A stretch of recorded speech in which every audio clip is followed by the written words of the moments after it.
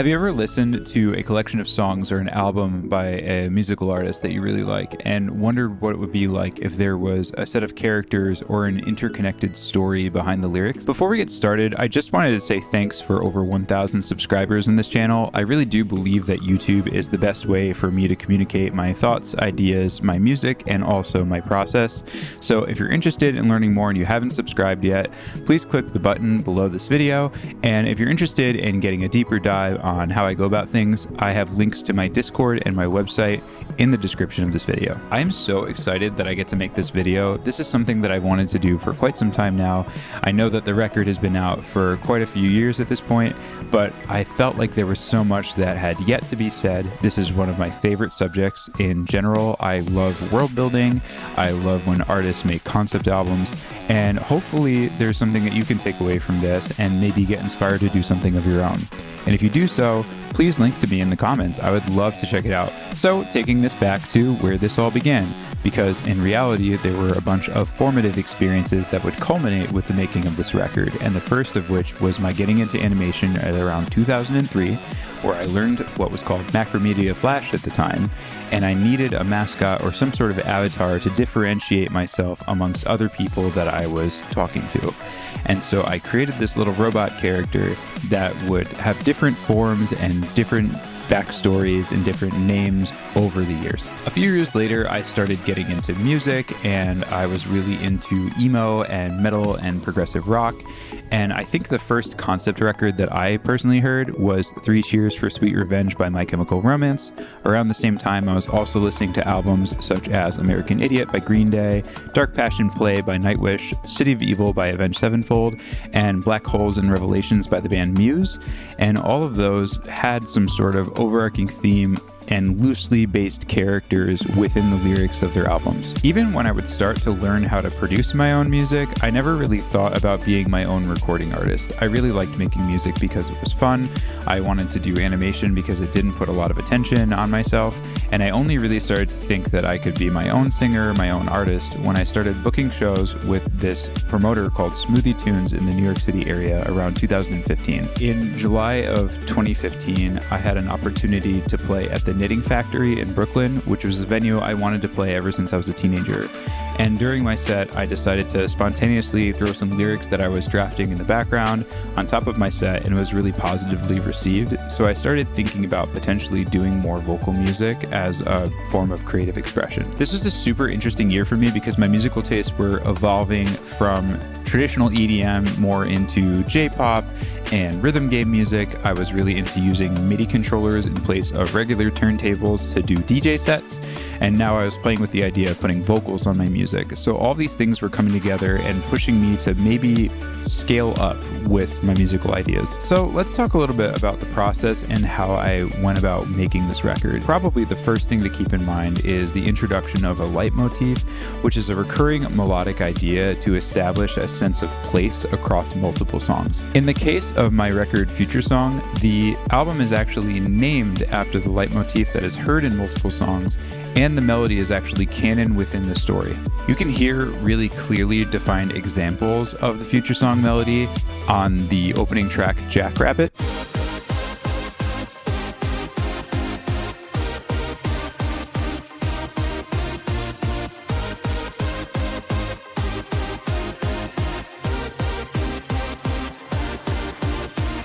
And also on the 10th track, Null Zone.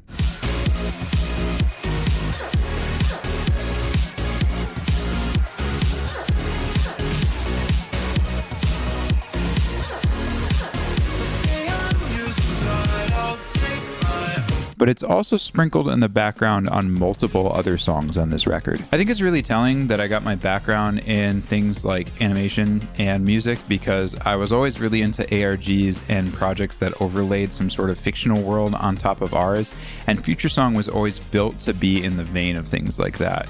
There are characters within it that are from some other planet, some other timeline, and they're currently intercepting our world to build a deeper narrative. For those of you who don't know, the protagonist of this record is actually what my project is named after, and his name is Voya, and he is an android that is being sent through time and space to our modern day Earth to prevent a catastrophic disaster from happening. So a little background about Voya's homeworld: it's primarily powered by a fuel substance called psilocybin, and it is a near infinite renewable energy source, but it has disastrous consequences when exposed to biological matter over time. Within the context of this record, it's not entirely clear what exactly happens, but the overuse of this substance leads to the downfall of civilization, and it is so extreme that a group of people decide that the best thing to do is to attempt to travel back in time and prevent the discovery of this planet and the substance altogether. We begin Futuresong in this planet in a distant time, and Voya is specifically selected because he is not made of biological material,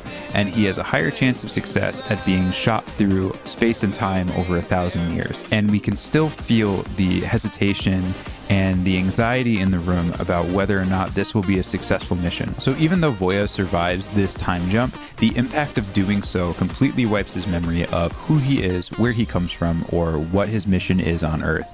And he's discovered by a local robotics student that cleans him up and eventually befriends him throughout his time on Earth. The nature of Voya's limited but meaningful interactions with human beings on Earth suggests that there is more to this android than meets the eye, and a longing to be human wells up within him the more he spends time here. Eventually, Voya's presence on Earth attracts the attention of a secret organization known only as the Ministry, and their goal is to create an artificial intelligence that is so advanced that it overtakes society in its entirety. We really get to see what Voya's made of with his first encounter with a giant Ministry robot, and he makes short work of him, but he does not come out unscathed, leaving a little bit of psilocybin at the battle site. So, like I said earlier in this video, psilocybin is a really useful energy source that can rapidly advance the development of technology, but can be completely disastrous with overuse. Of course, the Ministry is not familiar with this alien technology or its consequences, and they quickly get to work on Project Copycat,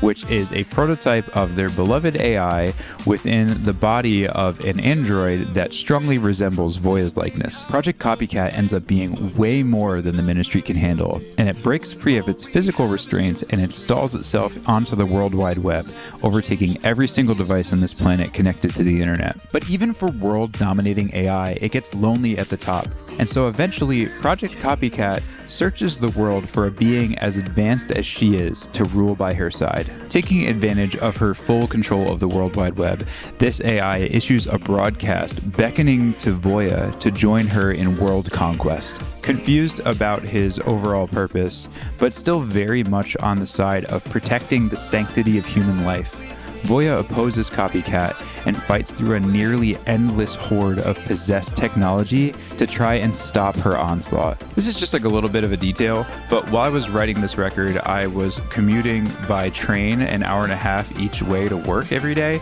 And I had this fantasy about Voya carving through like a countless amount of robots on top of a high-speed rail.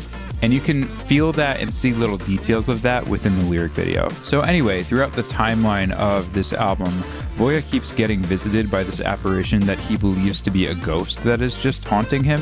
And it happens to be a member of his team from the Time Leap project that is trying to communicate with him throughout time and space and remind him of the details of his mission. In the calm before the storm of Voya's final confrontation with Project Copycat, this character is fully revealed to him and informs him that Copycat is the trigger that sets off the events that cause the apocalypse on both planets in both timelines. It is revealed that the AI's intent is to set off an experimental explosive with a blast so strong it alternates the rotation of the Earth and causes irreversible climate damage. As it turns out, the only way to disable this weapon is an 8-note sonic passkey that will be able to access the controls of the bomb.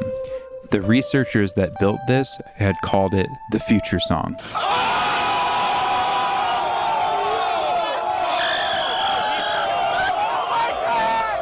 Our hero battles this rogue AI and takes her well into the stratosphere in the hopes that she can't harm anybody on the Earth below. After an intense exchange of blows and words, Voya is able to successfully enter the passkey, but is unable to do so within its allotted time limit, and the explosion goes off, seemingly destroying both machines, but saving the people on Earth in the process. In the aftermath of this incident, the name of our android friend falls to legend, as a wide open future lays unwritten for the rest of us. So that's it for the story behind Futuresong.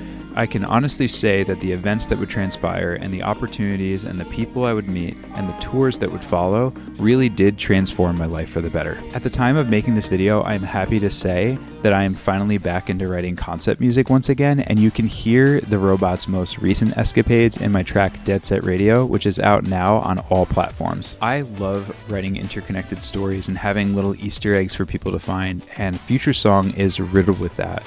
I would love to continue being able to tell great stories and build worlds with my music.